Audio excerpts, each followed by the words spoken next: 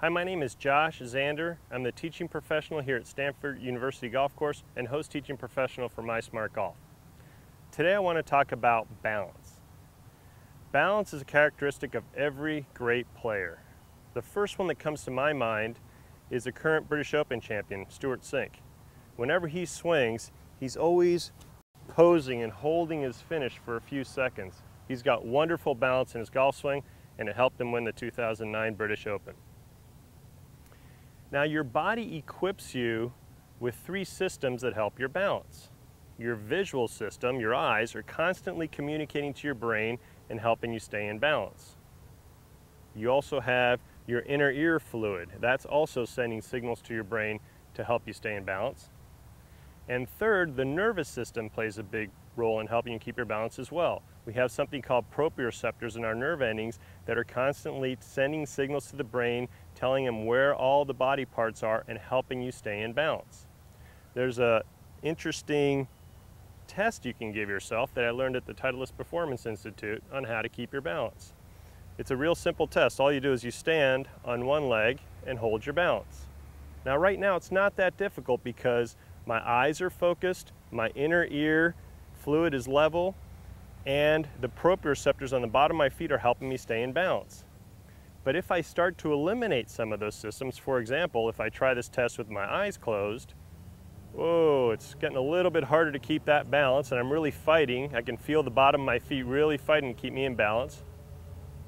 If I take my vestibular system, my inner ear fluid, and mess with that a little bit by moving my head around, whoa, that also makes it harder for me to keep my balance. You can see how I'm trying to do that.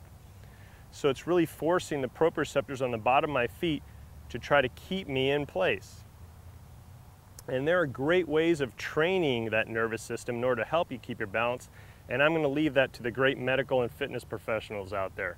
What I want to talk about today is how your golf swing affects your balance.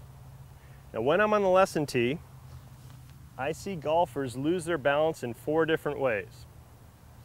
Sometimes they swing and they lose their balance by falling backwards. Sometimes they lose their balance and falling forwards. Sometimes they lose their balance towards their toes. And sometimes they lose their balance towards their heels. So let's first address falling backwards. Falling backwards is always a case of reverse pivoting or having a reverse spine angle at the top of your backswing. Let me show you what I mean. When you swing back, if your spine angle starts to tilt towards the target and all your weight goes to your left side, the natural reaction to that is to fall this way to try to hit the golf ball. So if you can keep your head nice and steady and your eyes nice and level in your backswing, you got a much better chance of swinging through and maintaining your balance.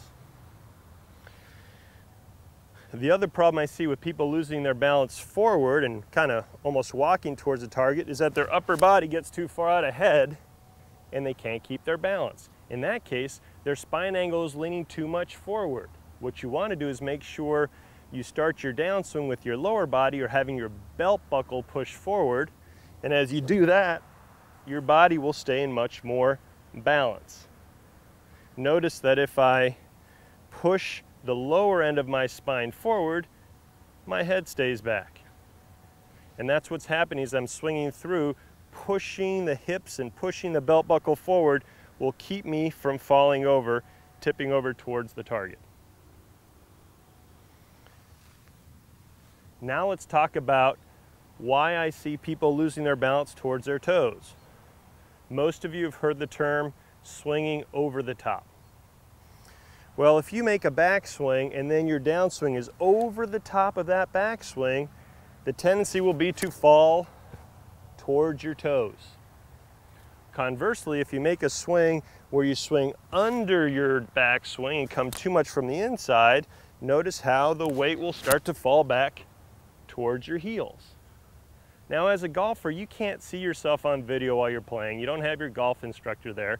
So how do you know what's happening with your golf swing? Well, your balance is telling you every single time. If you feel what's going on at the end of your golf swing, you're going to sense, hey, I came over the top or I came too much from the inside. So if you lose your balance towards your toes, you're coming over the top. If you lose your balance towards your heels, you're coming too much from the inside. Ideally, we want to swing it on plane, back and through, and when you do that, you're able to maintain your balance. Here again is on plane, back and through, and I can stand here and pose for the camera. Now I hear this all the time, and it's one of my pet peeves. When people tell their friends, slow down your swing. Well, if you slow down your swing, you may be able to hold your balance a little bit better because it's not as violent a move. But you can't hit it very far that way. And everybody who comes to me for a lesson, almost everybody, asks me for more distance. Well, you can't get more distance if you slow down your swing. When I first got into the teaching business, I worked for Hank Haney, and I remember this like it was yesterday. Hank said, Josh, if you take a bad swing and you slow it down, all you have is a slow, bad swing. You haven't fixed anything. Let's fix that swing plane, and then let's speed it up.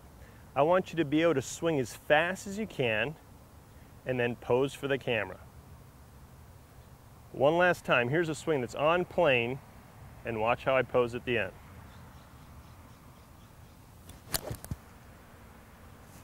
Now I can swing as fast as I want and maintain that balance.